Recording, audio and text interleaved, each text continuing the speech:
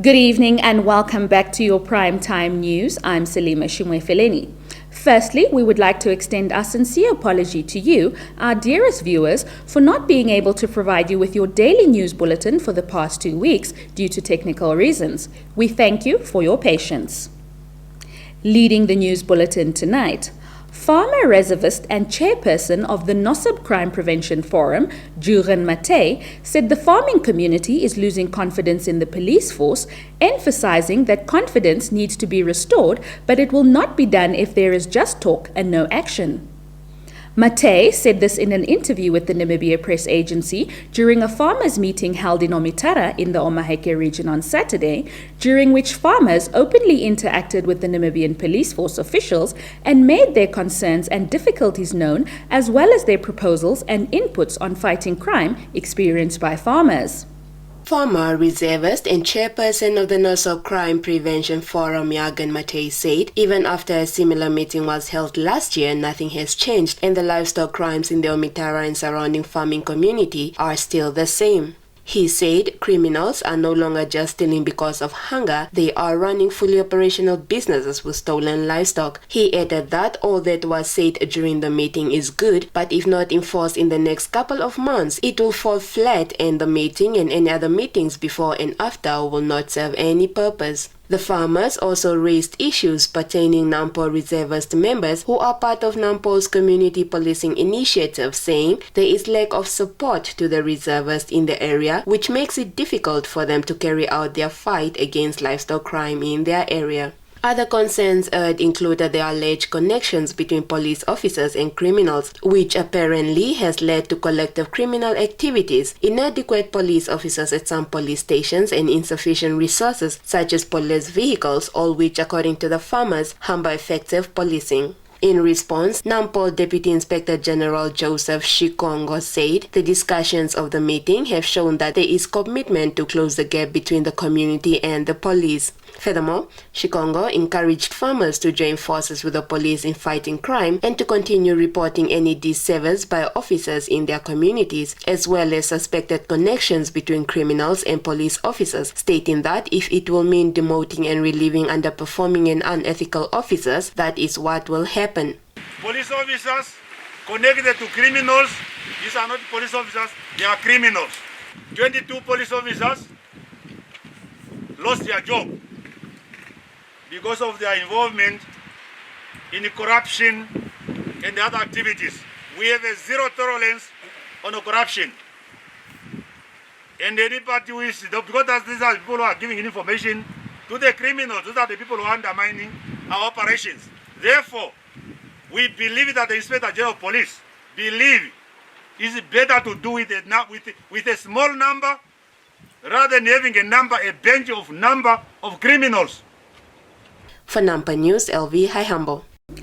A swarm of migratory locusts on Sunday invaded Ongwediva constituency in the Oshana region, where local crop farmers were hard at work attempting to prevent the insects from landing on their fields and causing damage.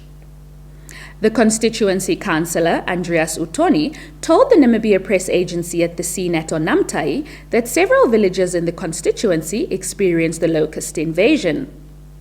Utoni further said huge swarms of locusts were experienced at villages such as Onamtai and Ohambungu before flying away towards Ongwediva. Koregas community members on Monday staged a peaceful demonstration over alleged unfair recruitment of staff members at the Ministry of Education, Arts and Culture in the Kunene region. Rodney Pinar filed this report. Reading a petition addressed to the Education Director of Kunene Region, Angelica Yatze, community activist and leader of the concerned group, Leonard Hoab, said interviews of principals held on 29 March 2021 and 1 April 2021 were unfair. The group claimed that the majority of people employed in the education ministry in the region are from a certain local tribe and favored by the Education Director.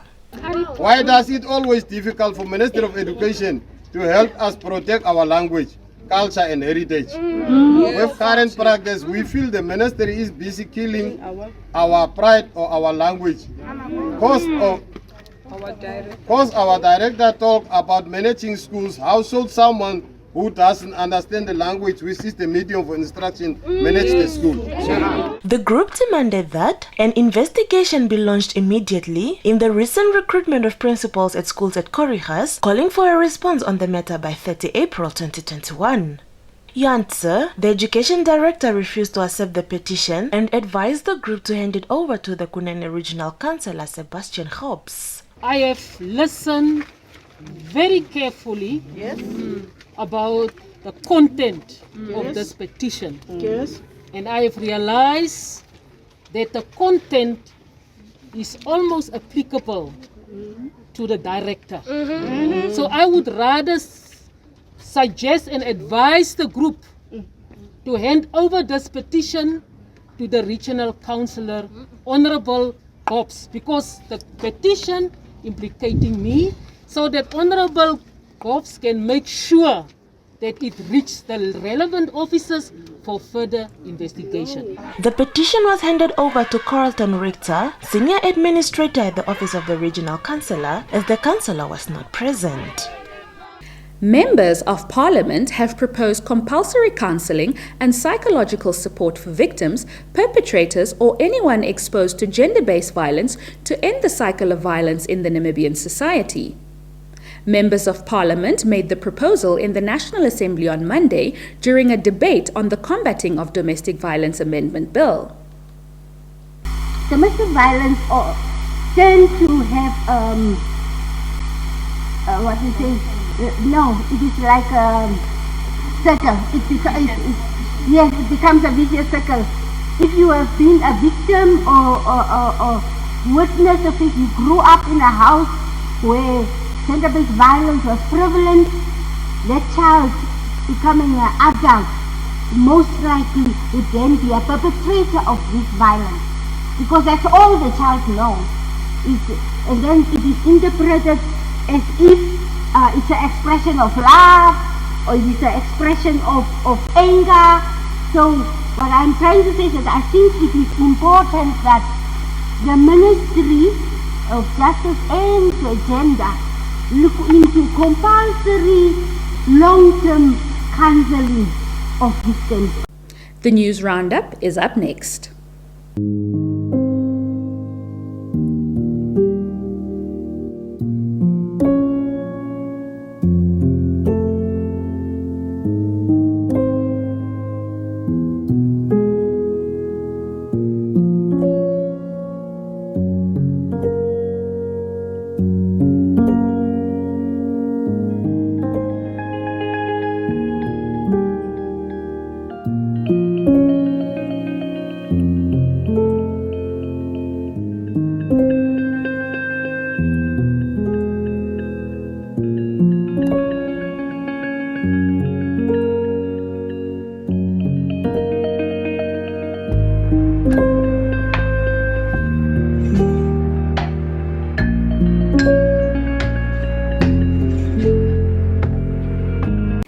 And in tonight's business news, Prime Minister Sarah Kuongera-Amadila said 394 million Namibian dollars of the nearly 417 million Namibian dollars allocated to her ministry in the 2021-2022 financial year will cater for operational expenditures.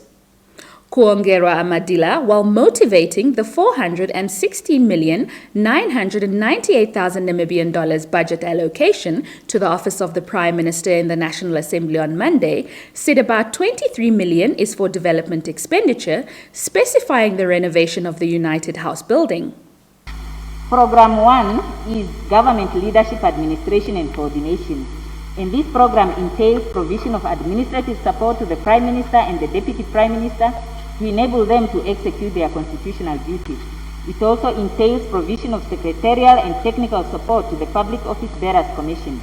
The allocation includes retainer fees for members of the Commission and the Secretariat staff remuneration. An amount of 14,110,000 Namibian dollars is requested under this program. National Disaster Risk Program is responsible for the coordination and response activities of emergency relief and resilience building. Currently, there is a drought being experienced in Kunene region, as well as parts of Erongo and Umsati regions. In this respect, a drought relief program was instituted since end of February this year. The estimated budget for this program is 160,300,000 Namibian dollars. During this year, the office will undertake the following activities under this program: continue with the provision of emergency relief and resilience building, development of regional risk profiles, development of the National Disaster Risk Resilience Strategy, and coordination of the conduct of the annual livelihood vulnerability assessment. An amount of 115,444,000 Namibian dollars is requested under this program for this financial year. Funding for the drought relief will be supplemented by the available balance in the National Emergency Disaster Fund, which amounts to 145 million Namibian dollars. Meanwhile, the Office of the Auditor General will finalize 94 audit reports, including 39 government audit reports and 55 regional and local authority and statutory body audit reports during the 2021-2022 financial year. This was said by Minister in the Presidency, Christina Ngcobes, in the Parliament on Monday when she presented the Office of the Auditor General's budget for approval. The office received an allocation of 108,267,000 Namibian dollars in the 2021-2022 appropriation bill. I cannot overemphasize the fact that there is a need for an effective and well-resourced office of the Auditor General in this country. It is an important watchdog institution that is tasked to ensure that public resources and assets are utilized for the intended purposes. It is in this context, Honorable Chairperson of the Whole House Committee, Honorable Members, that I respectfully request this House to approve the budget allocation of the Office of the Auditor General for the 2021-2022 financial year. We will return shortly after the economics roundup.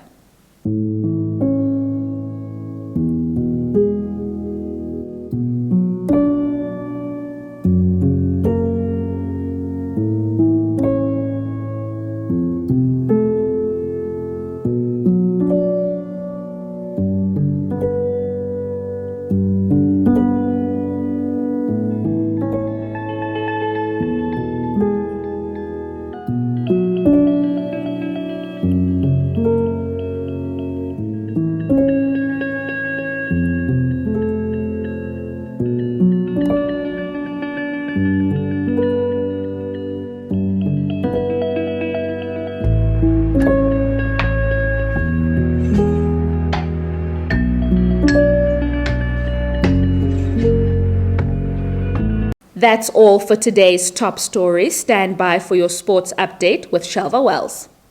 Good evening and thank you for joining us on Sport Planet. I'm Shelva Wells.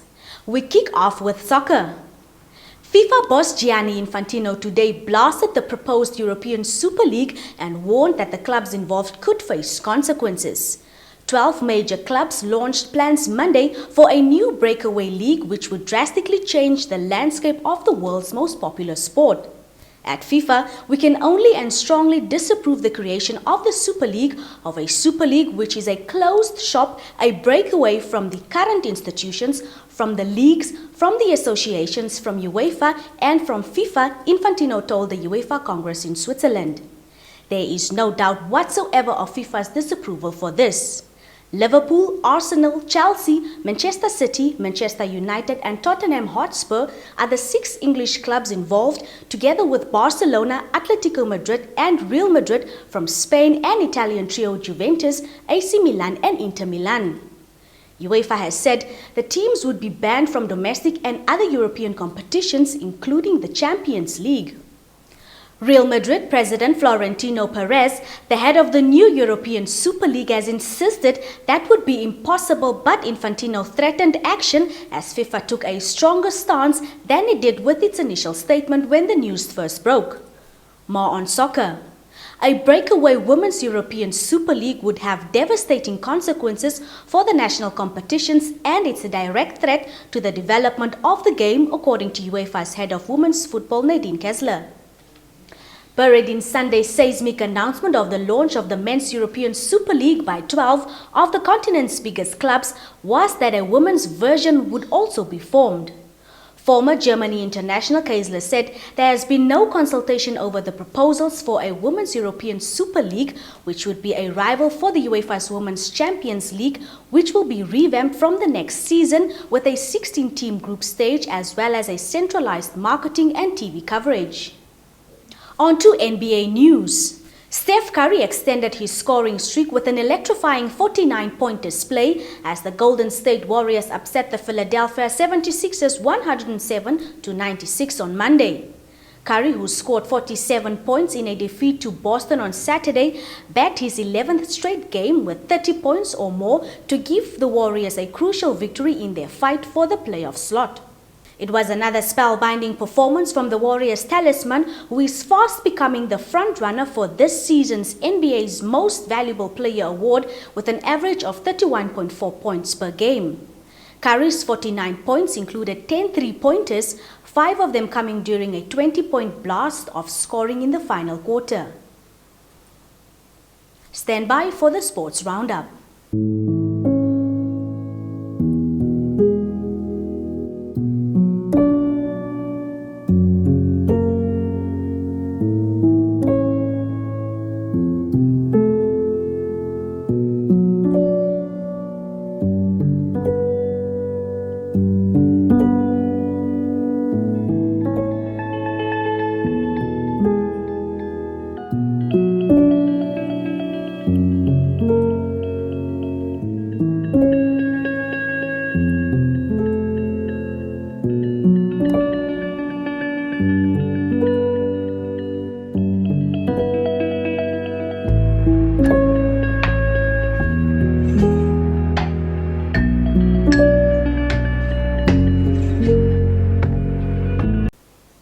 That's all the news we had for you today. If you are new to our channel, please subscribe, like, share and click on the notifications bell to stay up to date with the latest happenings. From myself, Shalva Wells and the entire Nampa team, good night.